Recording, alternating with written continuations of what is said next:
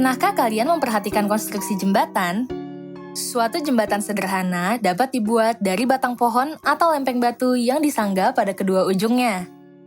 Walaupun hanya berbentuk sederhana, jembatan harus cukup kuat untuk menahan berat jembatan itu sendiri serta kendaraan dan orang yang melewatinya. Contoh dari konstruksi jembatan adalah Jembatan Ampera yang terletak di Kota Palembang, Sumatera Selatan. Selain bentuknya yang indah, Jembatan Ampera juga memiliki konstruksi yang kokoh. Kekuatan yang menopang keindahan itu terletak pada kesetimbangan yang direncanakan dengan baik, sehingga fungsi dari Jembatan Ampera dapat dirasakan secara maksimal. Kesetimbangan yang dimiliki Jembatan Ampera menggunakan prinsip kesetimbangan benda tegar dalam ilmu fisika. Apa sajakah syarat suatu benda tegar agar dapat mencapai kesetimbangan? Untuk memahami kesetimbangan benda tegar, mari kita simak pembahasannya berikut ini. Sebuah benda dikatakan setimbang jika benda tersebut mengalami kesetimbangan translasi dan rotasi. Benda mengalami kesetimbangan translasi jika benda tersebut diam atau bergerak dengan kecepatan tetap. Syarat kesetimbangan translasi adalah komponen gaya yang bekerja pada benda tersebut secara vektor bernilai 0 sesuai hukum 1 Newton seperti berikut. Sigma F sama dengan 0. Jika gaya-gaya bekerja dalam ruang 3 dimensi, persamaannya dapat diuraikan ke dalam komponen sumbu X, sumbu Y, dan sumbu Z. Resultan gaya yang bekerja pada sumbu X adalah sigma Fx sama dengan 0. Resultan gaya yang bekerja pada sumbu Y adalah sigma Fy sama dengan 0. Dan resultan gaya yang bekerja pada sumbu Z adalah sigma Fz sama dengan 0. Selain harus memiliki kesetimbangan translasi, benda setimbang juga harus memiliki kesetimbangan rotasi. Seperti yang sudah kita pelajari bahwa pada benda terdapat torsi. Torsi atau momen gaya adalah kecenderungan suatu gaya untuk memutar atau merotasi benda pada suatu sumbu rotasi. Torsi dilambangkan dengan tau, dan satuannya adalah Newton meter. Torsi merupakan hasil kali silang atau cross product antara gaya dan lengan torsi atau lengan momen. Dengan demikian, torsi dapat dirumuskan sebagai berikut. Tau sama dengan F dikali R. Jika tidak ada gaya dari luar yang bekerja pada benda, nilai torsinya adalah 0. Dengan demikian, benda dikatakan mengalami kesetimbangan rotasi jika resultan torsi yang bekerja pada benda bernilai 0 atau secara matematis dituliskan seperti berikut. Sigma tau sama dengan 0. Penting sebagai catatan bahwa benda tegar yang berada dalam keadaan setimbang tidak harus dalam keadaan diam. Benda bisa dalam keadaan bergerak, tetapi kecepatan translasi dan kecepatan sudutnya harus bernilai tetap. Kesetimbangan benda tegar banyak diaplikasikan dalam bidang teknik, khususnya yang berhubungan dengan desain struktur jembatan. Contohnya pada Jembatan Ampera. Jembatan gantung adalah jenis konstruksi jembatan yang menggunakan kabel-kabel baja sebagai penggantungnya dan terbentang di antara menara-menara. Setiap ujung kabel-kabel penggantung tersebut ditanamkan pada jangkar yang tertanam pada permukaan tanah di pinggir jembatan. Jembatan gantung menyangga bebannya dengan cara menyalurkan beban tersebut dalam bentuk tekanan oleh gaya-gaya melalui kabel-kabel baja menuju menara penyangga. Selanjutnya, gaya tekan tersebut diteruskan oleh menara penyangga ke jangkar. Untuk lebih memahami kesetimbangan benda, perhatikan contoh soal berikut. Balok bermasa 25 kg digantung dengan dua utas tali yang masing-masing membentuk sudut sebesar 37 derajat dan 53 derajat dalam keadaan setimbang. Apabila sistem setimbang, hitunglah gaya tegangan tali 1 atau T1 dan gaya tegangan tali 2 atau T2. Penyelesaian untuk menjawab soal tersebut adalah sebagai berikut. M sama dengan 25 kg. Alfa 1 sama dengan 37 derajat. Alfa 2 sama dengan 53 derajat. Berapa gaya tegangan tali 1 dan gaya tegangan tali 2? Untuk menyelesaikan soal tersebut, kita perlu menggambarkan diagram gaya-gaya yang bekerja pada sistem benda tersebut. Untuk tali yang membentuk sudut tertentu terhadap atap, gaya tegangan talinya harus diuraikan menjadi dua komponen, yaitu terhadap sumbu X dan sumbu Y dengan menggunakan metode penguraian seperti berikut. Berdasarkan diagram tersebut, resultan gaya yang bekerja pada sumbu X dan sumbu Y menurut hukum 1 Newton adalah sebagai berikut. Ingat kembali bahwa syarat kesetimbangan translasi adalah komponen gaya yang bekerja pada benda tersebut secara vektor bernilai 0, sehingga resultan gaya pada sumbu X adalah sigma Fx sama dengan 0. Gaya-gaya yang bekerja pada sumbu X memiliki arah yang saling berlawanan, sehingga gaya yang memiliki arah ke kiri, yaitu T1 cos 37 derajat, bernilai negatif. Sedangkan gaya yang memiliki arah ke kanan, yaitu T2 cos 53 derajat, bernilai positif. Nilai cos 37 derajat adalah 0,8, dan nilai cos 53 derajat adalah 0,6. Substitusikan kedua gaya tersebut ke dalam persamaan resultan gaya pada sumbu X seperti berikut. T2 cos 53 derajat dikurangi T1 cos 37 derajat sama dengan 0.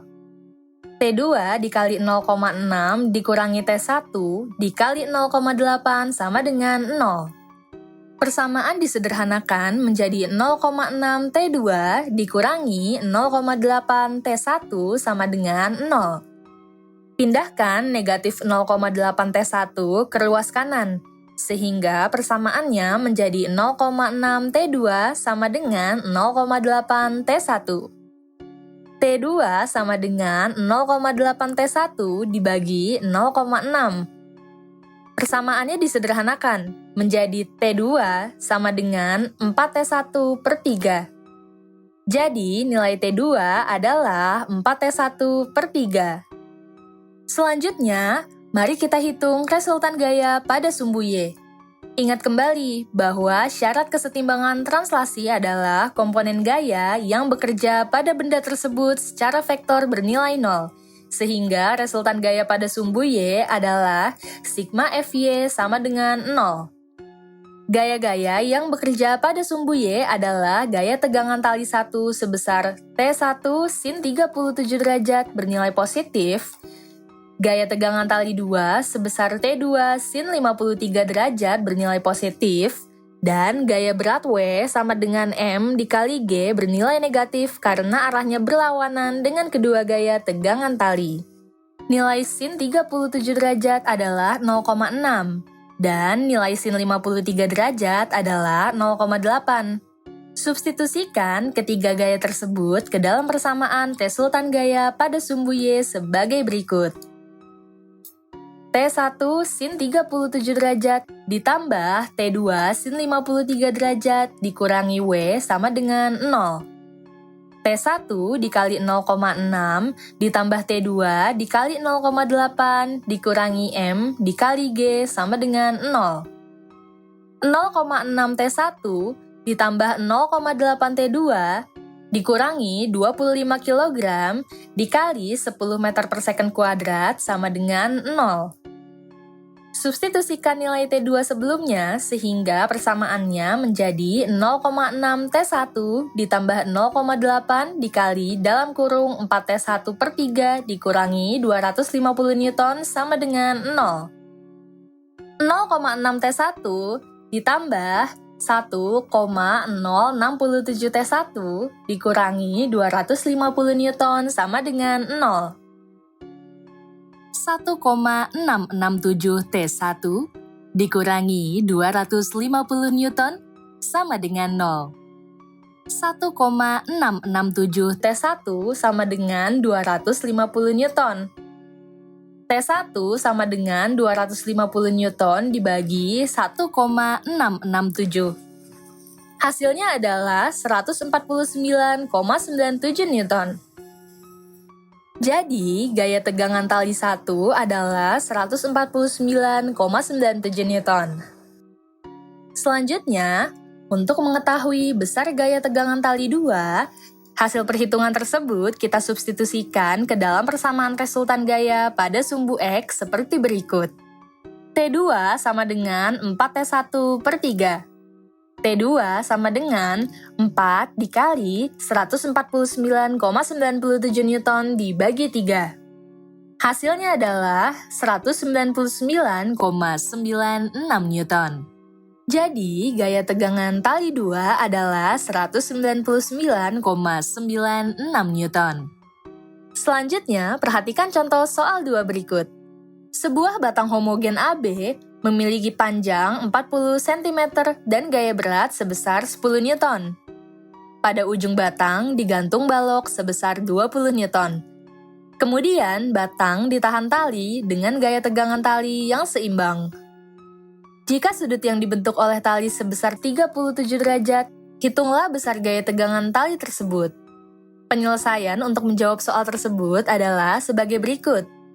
LAB sama dengan 40 cm sama dengan 0,4 meter. WAB sama dengan 10 Newton. WB sama dengan 20 Newton. Alfa sama dengan 37 derajat. Berapa besar gaya tegangan tali atau T? Untuk menyelesaikan soal tersebut, kita perlu menggambarkan diagram gaya-gaya yang bekerja pada sistem. Sistem dapat bergerak secara rotasi, tetapi agar sistem seimbang, resultan torsi yang bekerja pada sistem harus bernilai 0. Sigma tau sama dengan 0. Pada sistem terdapat 3 gaya, yaitu gaya tegangan tali, gaya berat balok, dan gaya berat batang homogen AB. Artinya, pada sistem tersebut juga terdapat 3 torsi. Torsi 1, gaya tegangan tali terhadap sumbu Y atau T sin 37 derajat, terletak di titik B dikali panjang batang homogen AB. Torsi 1 memiliki arah putar yang berlawanan dengan arah putaran jarum jam. Arah tersebut akan kita anggap bernilai positif. Torsi 2 yaitu gaya berat balok, terletak di titik B dikali panjang batang homogen AB. Torsi 2 memiliki arah putar yang searah dengan arah putaran jarum jam. Arah tersebut akan kita anggap bernilai negatif. Adapun torsi 3 yaitu gaya berat batang homogen AB terletak di tengah batang yang akan kita namakan sebagai titik O dikali setengah dari panjang batang homogen AB. Torsi 3 juga memiliki arah putar yang searah dengan arah putaran jarum jam sehingga bernilai negatif. Dengan demikian, persamaan resultan torsi pada sistem dapat ditulis seperti berikut. Tau 1 dikurangi tau 2 dikurangi tau 3 sama dengan 0. T sin 37 derajat dikali LAB dikurangi WB dikali LAB dikurangi WAB dikali setengah LAB sama dengan 0. Selanjutnya, kita hitung persamaannya seperti berikut. T dikali 0,6 dikali 0,4 meter dikurangi 20 Newton dikali 0,4 meter dikurangi 10 Newton dikali setengah dikali 0,4 meter sama dengan 0. T dikali 0,24 meter dikurangi 8 Newton meter dikurangi 2 Newton meter sama dengan 0. T dikali 0,24 meter dikurangi 10 Newton meter sama dengan 0. T dikali 0,24 meter sama dengan 10 Newton meter. T sama dengan 10 Newton meter dibagi 0,24 meter. Hasilnya adalah 41,67 Newton. Jadi, besar gaya tegangan tali pada sistem tersebut agar seimbang adalah 41,67 Newton. Sebuah benda dikatakan setimbang jika benda tersebut mengalami kesetimbangan translasi dan rotasi. Benda mengalami kesetimbangan translasi jika benda diam atau bergerak dengan kecepatan tetap.